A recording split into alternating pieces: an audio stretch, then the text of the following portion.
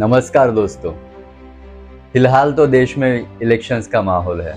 बहुत सारे स्टेट्स में इलेक्शंस हो रहे हैं या फिर आने वाले दिनों में होने वाले हैं और बहुत जल्दी लोकसभा के इलेक्शंस भी लगेंगे। तो इसलिए हम आज डिस्कस करेंगे इलेक्टोरल बॉन्ड्स। क्या होते हैं इलेक्टोरल बॉन्ड्स? तो आपने कभी सोचा है कि क्या होते हैं इलेक्टोरल बॉन्ड्स, या फिर क्यों इन्हें हेडलाइंस बनाया जाता है, या फिर इतना बवाल क्यों होता है इनके अराउंड? जवाब इतना कॉम्प्लेक्स नहीं है जितना ये दिखाई देता है। So friends, hold on tight, because जवाब है मसालेदार, जैसे कि आपके फेवरेट कॉलम के गॉसिप्स। तो इसलिए इस वीडियो को एंड तक देखें, तो फिर आप बन सकते हो coolest member of your group and you can discuss about politics with them. Electoral bonds elections के लिए फंड जमा करने का एक इंस्ट्रूमेंट है, एक जरिया है। इन्हें सोचो एक प्रकार के बियरर इंस्ट्रूमेंट के रूप में, जैसे एक प्रॉमिसरी नोट या फिर चेक होता है। लेकिन इसमें एक ट्विस्ट है, ये एक ट्विस्ट के साथ आता है। ये बॉन्ड्स एक शेड्यूल्ड बैंक के द्वारा जारी किए जाते हैं और इसे कोई भी इंडियन सिटीजन खरीद सकता है या फिर इससे रिलेटेड कोई भी इनकॉर्पोरेटेड बॉडी इन्हें खरीद सकती है। वीडियो के शुरुआत में मैंने कहा था कि इन इलेक्टोरल बॉन्ड्स में एक ट्विस्ट है। तो आप सोच रहे होंगे कि ये क्या ट्विस्ट है?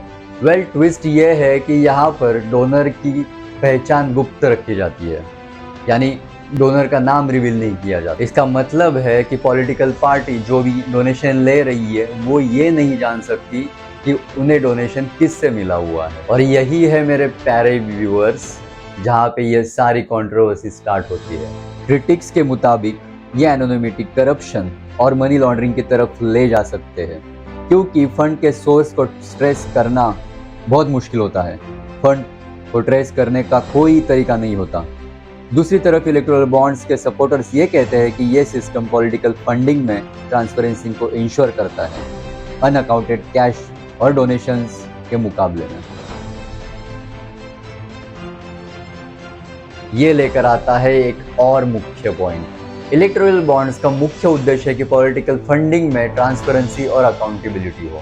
भारत सरकार ने 2017 में इलेक्टोरल बॉन्ड्स को लाया था, ये सोच के कि ये पॉलिटिकल पार्टी या फिर ये इलेक्शंस में या फिर डोनेशंस में ट्रांसपेरेंसी लाएंगे, प्रिवेंट करेंगे ब्लैक मनी को पॉलिटिकल फंडिंग में फ्लो होने से। और उन्होंने सोचा था कि इससे डोनर्स को हरासमेंट से बचाएंगे। अब और एक इम्पॉर्टेंट क्वेश्चन, ये इलेक्टोरल बॉन्ड्स खरीदे कैसे जाते हैं? तो दोस्तों ये बिल्कुल सिंपल है। Electoral bonds state bank of India के कुछ ब्रांचेस में मिलते हैं। इनका डिनोमिनेशन होता है 1000, 10,000, 1 लाख, 1 करोड़, और ये लिमिटेड पीरियड के लिए अवेलेबल होते हैं हर साल में। फिर एलिजिबल पार्टी इन इलेक्टोरल बॉन्ड्स को एनकैश करती है अपने अकाउंट के थ्रू, अपने बैंक अकाउंट के थ्रू। फ्रेंड्स, इलेक्टोरल बॉन्ड्स एक तरीका है इंडियन पॉलिटिकल पार्टीज को फंड करने का। ये डोनर्स को एनोनिमिटी देते हैं और ट्रांसपेरेंसी को इंश्योर करते हैं। लेकिन ये इलेक्टोरल बॉन्ड्स कंट्रोवर्सी से भी मुक्त नहीं है। क्रिटिक्स कहते हैं कि ये इलेक्टोरल बॉन्ड्स पॉलिटिक्स में करप्शंस को बढ़ावा देते हैं।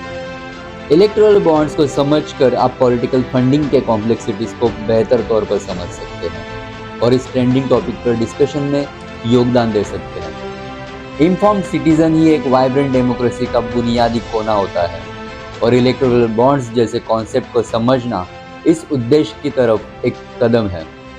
और इसी के साथ दोस्तों, हम पहुंच गए हैं हमारे इलेक्टोरल बॉन्ड्स पर चर्चा के अंत में। तो दोस्तों, आप कैसा लगा आपको ये वीडियो?